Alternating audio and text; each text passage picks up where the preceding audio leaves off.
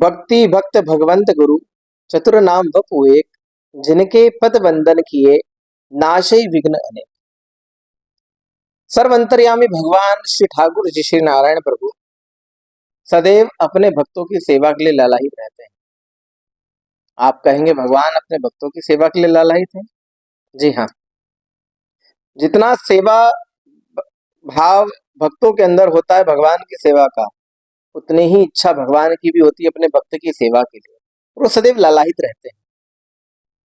आप सबने जगन्नाथपुरी में एक चर्चा सुनी होगी कि भगवान ज्वर के कारण 15 दिवस के लिए मंदिर बंद रहता है, पट बंद रहते हैं, दर्शन नहीं होते भक्तों को। क्यों? उसकी कई सारी कथाएं, उसकी कई सारी लीलाएं हैं। भगवान 15 दिन के लिए बीमार होकर बैठते हैं। कई चर्चाएं आती हैं कि भगवान अपने भक्त की बीमारी अपने ऊपर लेने के कारण ज्वर से पीड़ित हुए।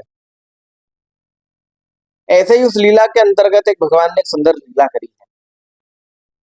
भगवान का एक बड़ा प्रिय भक्त था जो भगवान के नित्य दर्शन को आता था, भगवान की सेवा करता था, उनकी पूजन करता था। मगर कुछ समय बाद उस भक्त को कुछ पेट की पीड़ा हुई, जिससे वह बड़ा अस्वस्थ हुआ। बार बार उसे शौच को जाना पड़ता था, मल मूत्र का कई बार ध्यान नहीं रहता था। तो कुछ गोस्वामी जनों ने, साथ वाले जनों ने उनसे कहा कि देखो, अब तुमसे सेवा हो नहीं पाती, तुम अस्वस्थ रहते हो, अशुद्ध रहते हो, और अशुद्ध में भगवान की सेवा करना अच्छी बात नहीं है। इसलिए तुम कुछ दिन आराम करो, अपना उपचार करवा लो, और जब उपचार पूर्ण हो जाए, स्वस्थ हो जाओ, फिर आ जाना।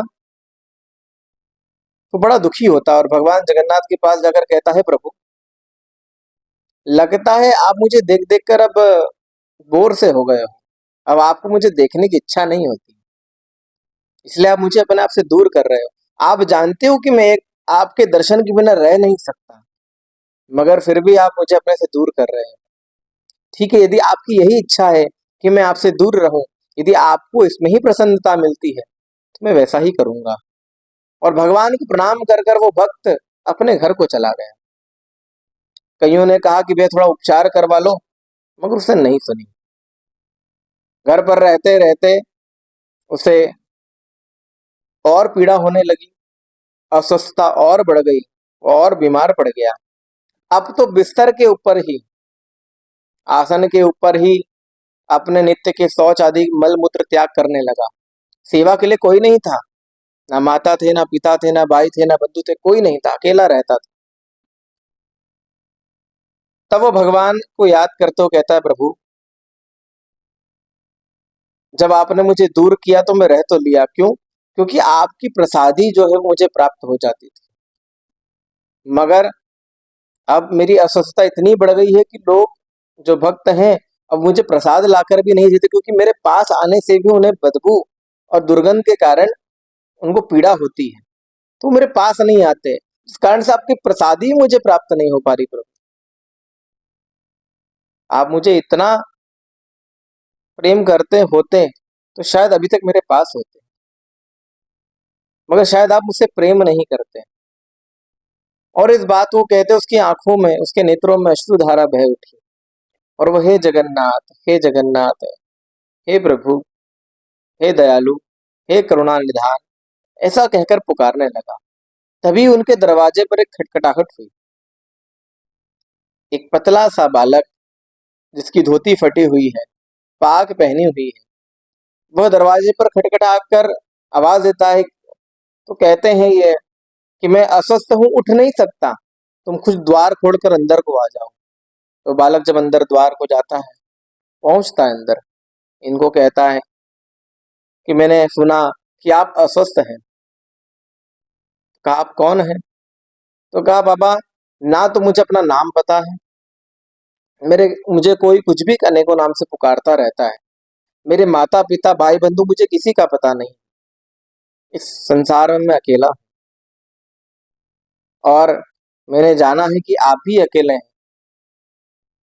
देखिए, मैं चाहता हूं कि मैं कुछ दिन आपके पास रह लूं, आप भी अस्वस्थ हैं तो मैं आपकी सेवा कर दूंगा और आपके पास रह भी लूंगा। तो मुझे एक रहने का स्थान प्राप्त हो जाएगा। आज तक इस भक्त ने कभी किसी और से सेवा नहीं करवाई थी, मगर जब अस्वस्थता इतनी ज्यादा बढ़ गई तो सोचा कि चलो ठीक है, ये मुझे कुछ कार्य भी करवा देगा और यहाँ रह भी लेगा। उस बालक को हाँ कर दी। अब वो बालक नित्य उन्हें शौच के लिए लेकर जाता, उनके वस्त्र धोता, उन्हें नहलाता धुलाता, उनके सब जो अशुद्ध कपड़े थे उन्हें धोता अपने हाथों से, और उनकी बड़ी प्रेम से सेवा करता, उन्हें अपने हाथों से भोजन पवाता, उन्हें पूर्ण रूप से शुद्ध रखता, उन्हें दवाइयां उपचार देता। ऐसे करते करते 15 दिन बीत गए। 15 दिन में वह बड़े स्वस्थ हो गए, बड़े स्वस्थ हुए। अब स्वस्थता इतनी अच्छी हो गई कि अब वो चलने फिरने को लगे। तो उस बालक को कहा कि जाओ, ये पास में ही एक दुकान है, वहां से कुछ सामान ले आओ। जब सामान का कहा तो बालक गया, सामान लेकर आया, मगर आते समय उस घर पर आकर, निवास पर जहां पर यह भक्त रहा करता था, सामान द्वार पर रखकर ही वहां से अंतर ध्यान हो गया, चला गया उससे। जब ये बाहर को आए, उस बालक को पुकारने लगे तो देखा कि जो सामान मंगाया था वो तो यहाँ रखा है, मगर वो बालक अब यहाँ नहीं है।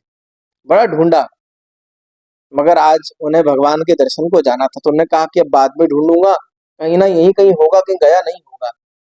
चलो पहले कई दिन हो गए श्री जगन्नाथ प्रभु के दर्शन किए, अब जगन्नाथ प्रभु के दर्शन को जाता हूँ। प्रभु के दर्शन को गया तो देखा कि आज बहुत भीड़ लगी हुई है। तो किसी से पूछा कि आज इतनी भीड़ क्यों है? तो कहा कि आज प्रभु ने 15 दिन बाद दर्शन प्रदान कर रहे हैं, इसलिए यहाँ पर भीड़ लगी हुई है। कहा क्या प्रभु ने 15 दिन से किसी को दर्शन नहीं दिए? बोले हाँ अभी प्रभु प्रभु ने 15 दिन तक किसी को दर्शन नहीं दिए। बोले क्यों नहीं दिए? बोले प्रभु का स्वास्थ्य खराब था, प्रभु को ज्वर हो गया था, इसलिए भगवान ने किसी को दर्शन प्रदान नहीं किए। भगवान नित्य उपचार करवा रहे हैं अपना, तो आज 15 दिन बाद अपने भक्तों को दर्शन दे रहे हैं। तो सोचने लगा, देखो भगवान ने 15 दिन तक मुझे तो नहीं, अभी तो किसी को भी दर्शन नहीं दिए। बड़ा प्रसन्न होकर अंदर को गया। आज 15 दिन बाद मेरे जगन्नाथ, मेरे चकानयन को मैं देखूंगा, निहारूंगा। और जाकर जब खड़ा हुआ तो नेत्रों में अश्रुधारा बह उठी।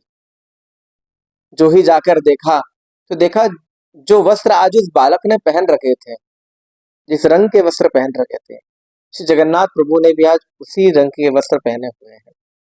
समझने में देर नहीं लगी भक्त को कि आज 15 दिन तक जो मेरी सेवा कर रहा था वो कोई और नहीं, अपितु मेरे जगन्नाथ जी, मेरे प्रभु, मेरे आराध्य थे, उन्हें ने मेरी सेवा करी। रोने लगा, बिलखने लगा। सबने पूछा अरे क्या हुआ, तुम इतना क्यों रो रहे हो?